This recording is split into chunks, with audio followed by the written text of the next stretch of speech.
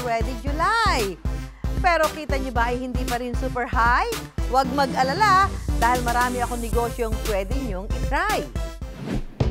Kung ang hanap mo ay masarap at sulit sa bawat subo na pagkain, may sagot kami riyan. Only lechon at only chicken. Dahil hindi sapat ang isang serving lang, dapat unlimited. Sa produktong Cebu na lechon, lahat masarap. Kaya napaisip kami kung ano ba yung mga idea namin na mabibenta namin yung lechon. Na-came up yung idea namin na unlimited lechon. Daily consumption po namin ng chicken is 3,000 heads per day. Per branch, nasa mga 300,000 yung gross na kinikita ng yung counter type yung branch namin. Hep, hep, hep! Huwag daw ismulin dahil ang mga bariyang kumakalansing, winner na buhay ang dala sa ating mga kanegosyo. Once na meron ka nang na-establish na vending machine sa maraming location, mag-wait ka na lang din talaga ng kita, 30K siya per month, medyo mabilis yung ROI. Napakaganda na naisip niya kasi marami siya natutulungan. Kung walang wifi, mahirap eh. Parang di bali na lang mawalan ng tubig, walang wifi eh. Ganun siya ka-importante sa tao. Dalawang Kapuso Hanks ang makakasama natin ngayong umaga. Full package talaga ang dalawang Kapuso Hanks na ito. Face card, check. Diskarte sa buhay, check na check. Hello guys, hello mga ma'am sir. Yes, from Madizer. Kami mga lalaki, pero di kami mga skincare routine. Pag nagla-live selling ka, magkano kinikita mo? Last year siguro mabot din mga 50K Sa live sa selling? isang buwan. No? Ang lalaki ng ano mo? Parang ang hirap kagapin. Kakaiba sa burger na tikman ko. Ang laki po ng burger eh. Kumikita naman siya. Siguro nag-generate din sa amin mga around 70,000. Kung ang hanap mo ay masarap at sulit sa bawat subo ng pagkain, may sagot kami riyan. Only lechon at only chicken. Dahil hindi sapat ang isang serving lang, dapat unlimited. Una natin pupuntahan ang only lechon sa Cebu City. Binabalik-balikan ko ang Quarantinas kasi masarap, pinong-pino yung lasa. Meet Malvin, ang kanyang tindang lechon, hindi raw basta-basta na uubos dahil ang kanilang bentahe, only lechon for everybody. May only lechon, 3 puso o kanin, at may kasama pang soft drinks. Lahat ng ito mabibili sa halagang 280 pesos lang. Sa dami kasi na nagtitinda ng lechon sa Cebu, kailangan daw isipin ni Malvin kung paano sila mapapansin. Sa produktong Cebu na lechon, lahat masarap. Kaya napaisip kami kung ano ba yung mga idea namin na mabibenta namin yung lechon. Kaya na-came up yung idea namin na unlimited lechon. Sa kanilang commissary, pinaiikot ang mga baboy na ito mula 3 hanggang 4 na oras, depende sa laki. Pagkatapos ay dadalhin ito sa kanilang stall kung saan may free taste pa, ha? Libre tilaw. Nakatapos ng kursong culinary si Malvin at ang mga natutunan niya rito, nagagamit niya sa negosyo. May bigat na 45 to 50 kilos ang mga lechon na nilalabas nila. At kada araw, nakauubos daw sila ng 4 hanggang 7 lechon. Na-amaze sila sa unlimited lechon ng Cebu, lalo na sa ibang lugar, Manila, nasa Mindanao, Davao. Marami na kaming mga customer na mga turista dumadayo dito. Hindi lang ang kanilang customers ang sob na sob sa Quarantinas lechon. Pati si Malvin dahil umaabot sa 6 digits ang kinikita nila. Sa isang buwan, 250, 300,000. Kasi meron din kaming mga orders na tinatanggap, yung mga party, yung mga pangbahay na lechon. Nung naisipan ni Malvin ang only lechon, hangarin daw niya magkaroon lang ng isang pwesto. Pero dahil sa kanyang pagsusumikap, nahigitan niya pa ito. Sa ngayon, nakapagpatayo na sila ng 4 na branch ng Quarantinas lechon. Try and try and try. Bangon, madapa, bangon. Consistency, ma'am. Huwag niyong pangarapin yung malaking tubo. Ay, importante, may negosyo kayo. Hindi lang lechon ang nasa menu for today dahil meron ding only fried chicken. Tara na't dumayo sa Bohol. Welcome to Bohol!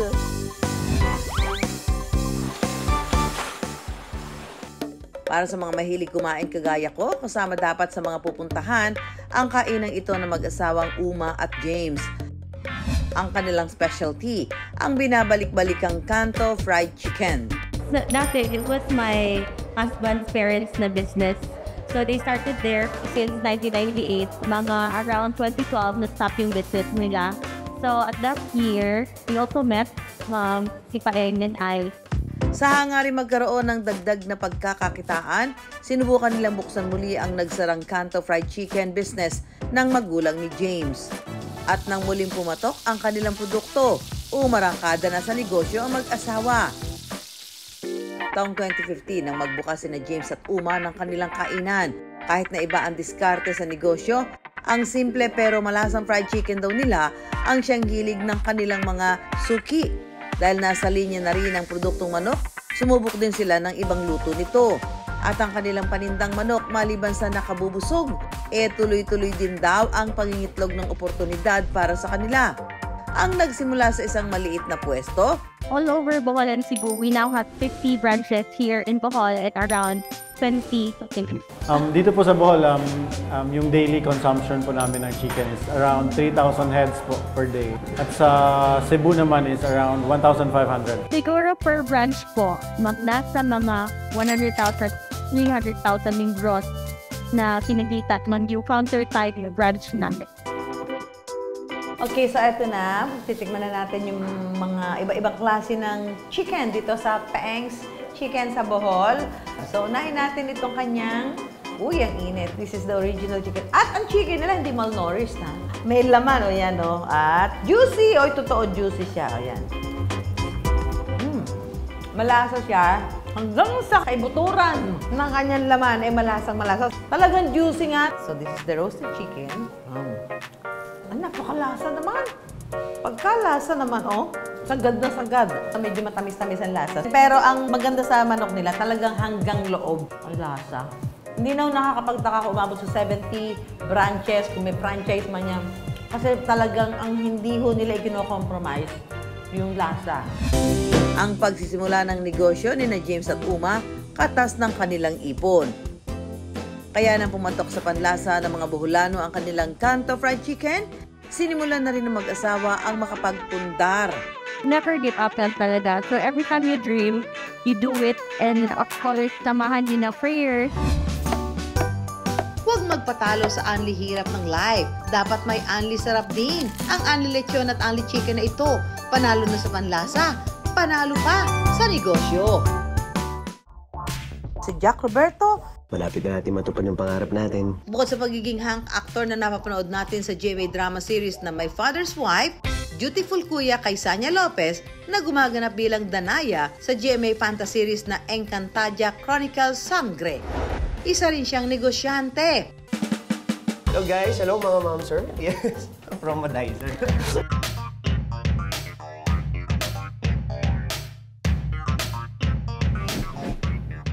Slowly but surely ang atake ni Jack Roberto sa kanyang negosyo. Ang produkto ni Jack, skincare products para sa kalalakihan. Kasi ang tag sa aming mga lalaki, isang sabon lang daw kami. Ano yung sabihin na isang sabon lang? Isang sabon. Yun na rin yung sa buhok namin, hindi sa mukha, yun na rin sa buong katawan. So parang ako, hindi ako pumayag. Sabi ko, hindi kami mga lalaki, pero hindi kami mga skincare routine. Hindi na lang isang sabon dahil may tuturing na Holy Grail o pampabata na rin ngayon ang sunscreen at iba pang skincare products. Ang bestseller ni Jack, itong masculine wash. Genital wash siya, and yung product po na yun, yung masculine wash, pwede rin siya sa underarms, sa legs, sa mga singit-singit yan. So yung masculine wash, naisip ko kasi yun. Bakit na? Parang gulat ako talaga. Meron pala? Meron kasi may mga friends ako na naghahanap. Na dati, buibili pa sila sa ibang bansa, hindi nila alam na meron na dito sa Pilipinas. Hindi kasi para sa market dito, parang wala akong nakikita din. I don't know, baka lang hindi ko alam. Opo. Meron ng iba na na-establish na po. Pero yung sa akin, parang dinevelop ko siya. Parang ako mismo yung nag-iisip ng specs, kung ano yung mga dapat na content ng product, antibacterial, mga pamblock ng bad odor. Ayun. Mabibili ang mga produkto ni Jack mula 69 to 199 pesos, abot kaya pala. Meron kang background na prior to this, wala? Wala. Ang alam ko lang dati, ate, parang magbenta ng mga gamit ko eh. E-commerce o online na ang pagbebenta niya sa produkto. Ngayon, di na uso yung mga flagship. Meron kang store. Oo. So ngayon, more on distributorship. Yes. Tapos, ipopromote mo lang siya through social media. Tapos, yung mga tao naman, mas easy access sa kanila na magpa-deliver na lang. Oo, totoo. Order online. Kasi ngayon, may mga free shipping naman. Na hindi ka nagagastos ng pamasahe mo papunta sa mga shop na gusto mong puntahan, mga retail store. Ang natutuhan niya sa e-commerce, malakas talaga ang benta sa live selling. Hindi naman dumating sa punto na parang, ayoko na mag-business, mahirap, gusto ko nang i-give up to. Medyo na... Dumating ba sa'yo yung puntong ganon? Siguro po para sa akin is, tinitake ko siya sa challenge. Tapos parang mas... Yung pagodan talaga, normal yun eh. Kasi wala namang mabilis sa trabaho talaga. So pag dumarating ako sa point na gano'n, iniisip ko na ito yung pinangarap ko, business ko na to, nasa akin na yung hawak ko na, yung kung kikita siya or hindi. So kaya kailangan ko siyang tutukan, kailangan ko siyang talagang asikasuhin. Sige nga, pakitaan mo nga kami kung paano ka mag-live selling, Jack. Hello guys, hello mga ma'am sir. Yes, ang promodizer. Hindi ganun. Natatawa ko sa kanya. So, ito yung J-Cool masculine natin. Masculine wash. For men's intimate part, na 2 variant, may fresh and active. So, ang pinagkaiba nila, itong blue is may cooling effect. Kaya J-Cool ang pangalan niya kasi yung cooling effect niya. Pero ang chika pa ni Jack, hindi lang panlalaki ang kanyang mga produkto. This is for everybody naman. Kumbaga, pwede siya sa bata, huwag lang yung infant. Walang pinipiling gender, pwede rin sa lalaki, pwede sa babae, pwede sa lalaki. Kasi yung masculine wash, parang generalize ko na siya na meron siyang pang-pH balance. Pero paalala mga kapuso, kapag susubok ng mga bagong produkto, ugaliin ng patch testing o paggamit lang muna ng produkto sa maliit na parte ng balat na hindi basta-basta mapupunasan o mababasa. Obserbahan muna ito ng 5 hanggang 10 minuto kung magkakaroon ng reaksyon tulad ng pamumula o pangangati. Maaari itong ulit-ulitin ng hanggang 1 linggo para sigurado na hindi allergic sa produkto. Sa pakikipag-usap ko kay Jack, lumitaw ang positibong pananaw niya sa pagninegosyo. Wala ka naman talo kasi pag sinimulan mo to tas hindi kagad kumita o nalugi, at least may natutunan ka naman na sa susunod na business, alam mo na kung ano yung gagawin. Barya-barya kayo yan! Hep, hep, hep! Huwag daw ismulin dahil ang mga baryang kumakalansing, winner na buhay ang dala sa ating mga kanegosyo.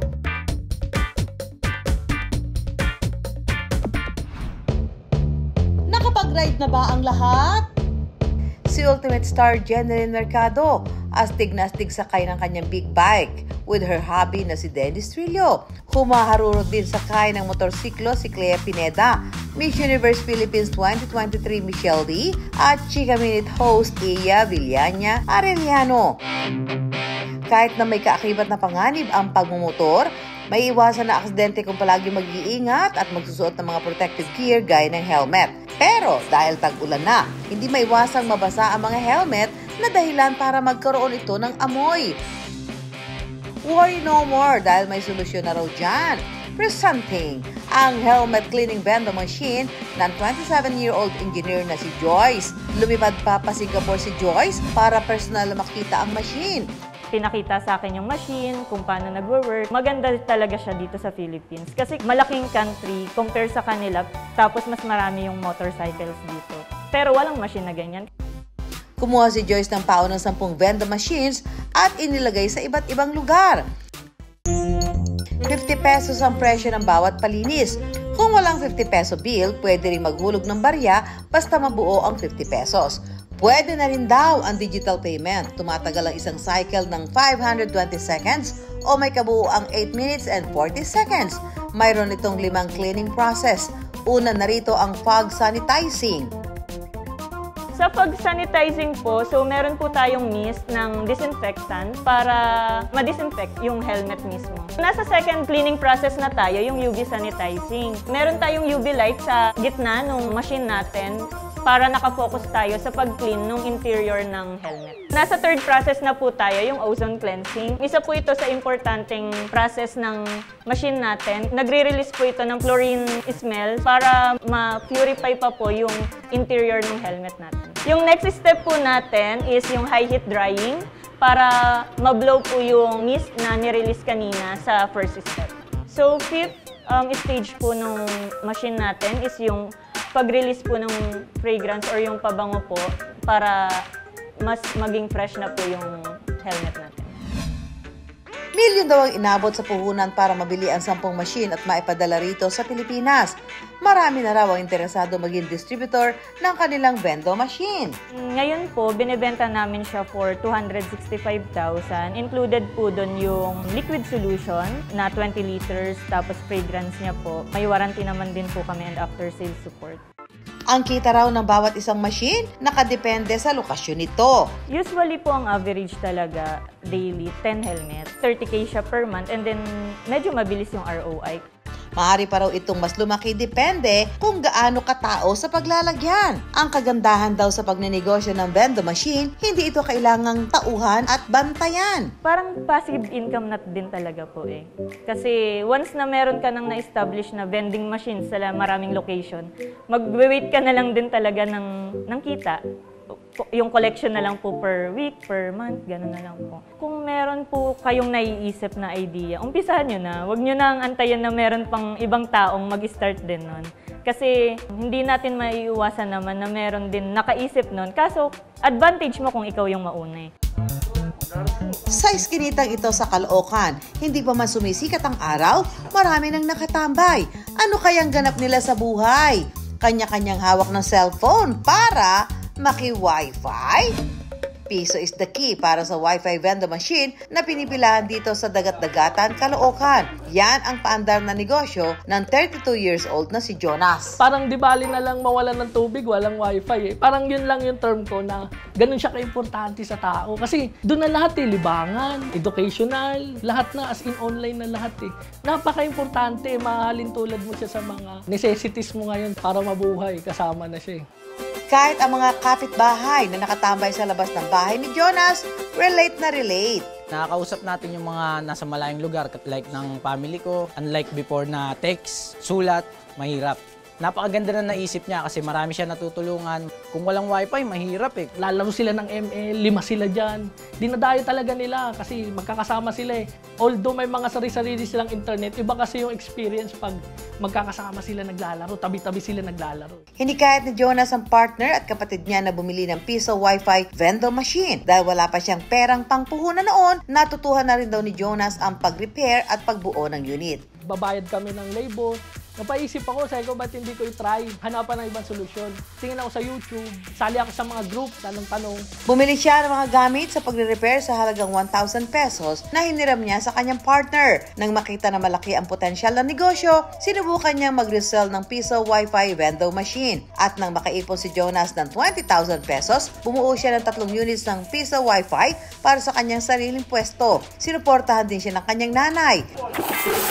Mahigit 200 units na raw ng Piso Wi-Fi ang nabuo ni Jonas.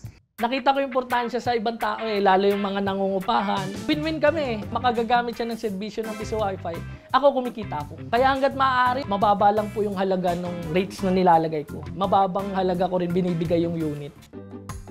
Mula sa barya-baryang kita ni Jonas noon, kumikita na rin siya kahit papaano ng 5 digits kada buwan. Dapat marunong ka po mag-distinguish ng mga POI, point of interest. Halimbawa, basketball court, yan, mga tambayan, maglalive yan sila eh.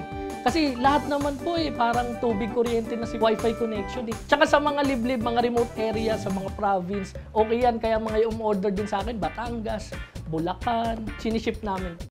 Sa halagang piso, pwede na magamit ang Wi-Fi sa loob ng 10 minuto. May package rate ring 5 pesos for 2 hours, 10 pesos for 4 hours at 25 pesos naman para sa isang buong araw na paggamit ng Wi-Fi. 9,000 hanggang 12,500 pesos naman ang presyo ng bawat unit ng Piso Wi-Fi Vendo package ni Jonas. Kung magpaparepair, nasa 300 hanggang 1,000 pesos ang labor depende sa sira ng Piso Wi-Fi machine. Sa anumang negosyo, importante raw ang mabuting pakikitungo sa tao. Since day one ko nagpuntodo post ako sa Facebook. Ngayon, hindi na ako sila na yung pumupunta magpagawa, umorder ng package. Mahalaga rin na maniwala sa sariling kakayahan. Kinaganda po kasi pag may sarili kang business, hawak mo yung oras mo Kung mas sipagin mo, mas kikita ka. Consistent mo lang, tsaka quality over quantity. Babalikan ka niya. Katulad na lang po sa akin, marami na talaga akong suki. Huwag ismulin ang mga barya-barya dahil kung may kasamang sipag at tiyaga, siguradong kita yan. Very juicy, very crispy at very malaki. Tumanda ng matakam.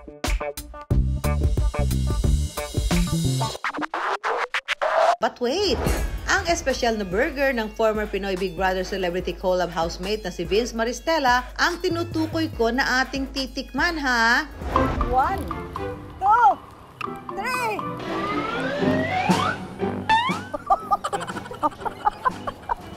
Ang langan-langan naman, alam mo, malalakdi ako dito talaga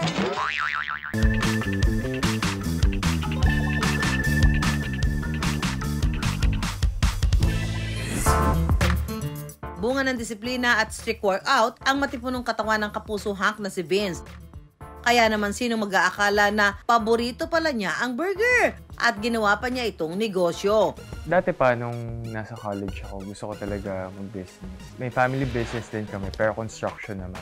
Mga artista ngayon, mga matatalino na din talaga, and alam namin na hindi naman talaga forever ka magiging artista. So, as much as possible na habang kumikita ka ngayon, ni-invest mo siya sa ibang bagay na magbibigay din sa'yo ng kita in the long run. Nag-hire din siya ng chef na kasama niyang nag-develop ng kanilang menu. Graduate sa kursong marketing management si Vince. Lahat ng mga tinuro sa akin ng mga teachers ko dati kung paano mag-launch ng produkto, kung paano itetest yung mga products. Na-apply ko din siya sa business ko. Nandito tayo sa commissary ng Nashville Fried Chicken. Dito namin hinahanda lahat ng pagkain, dito namin pine-prepare para pag may nag-order na customer, din agad. Una-una, wala kang binabayaran na rent. Yung mga tao hindi naka-overtime and hindi sila masyado nag-overwork. So, mas maganda yung productivity ng business. Boneless chicken thigh ang ginagamit nila sa burger. Meron itong Nashville hot chicken seasoning na pinaghalo-halong iba't ibang mga spices. Minamarinate namin to for 24 hours para yung lasa pasok na pasok sa karne. Ilulubog ito sa butter mixture at babalutan ng harinang may pampalasa. Piprituhin sa loob ng 5 minuto, saka hahanguin. Muli itong ilulublob sa mainit na mantika sa loob ng 2 minuto para makuha ang tamang lutong. Classic Nashville ang kanilang bestseller. Meron itong pickles, chicken thigh na pinahiran ng Nashville sauce, coleslaw at mayo dressing. Meron din silang truffle fries, poppers at mac and cheese. Hello, hi Vince! Hello, Miss Susan! Busy ka, di ba? Oo, busy. Aba, ako naniniwala ako na hands-on si Vince. Alam mo kung bakit? Kasi talaga Sige, Miss Susan, papatikim ko sa yung bestseller namin. Wow! Sa spicy na chicken sandwich. Ang lalaki ng ano mo? Parang ang hirap kagatin. Ang taba! Ano ba yan? Taba-taba naman ng ano.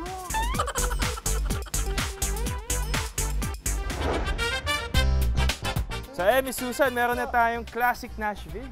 Ang taba!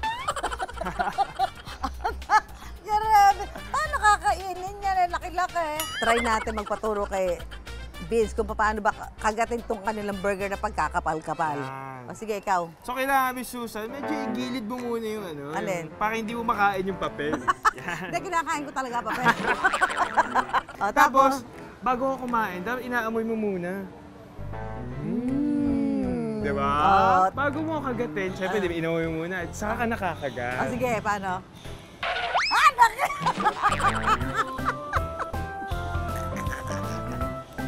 Ang langan-langan naman malalakdi ako dito talaga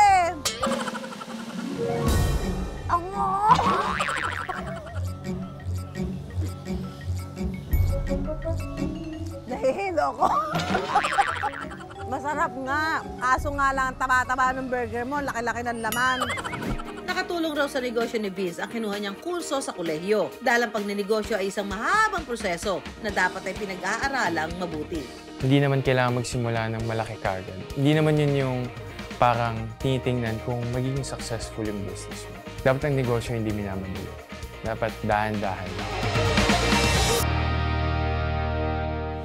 Kaya bago man ang halian, mga business ideas muna ang aming pantakam. At laging tandaan, pera lang yan, kayang-kayang gawa ng paraan. Samahan nyo kami tuwing Sabado alas 11:15 ng umaga sa GMA. Ako po si Susan Enriquez para sa Pera Paraan.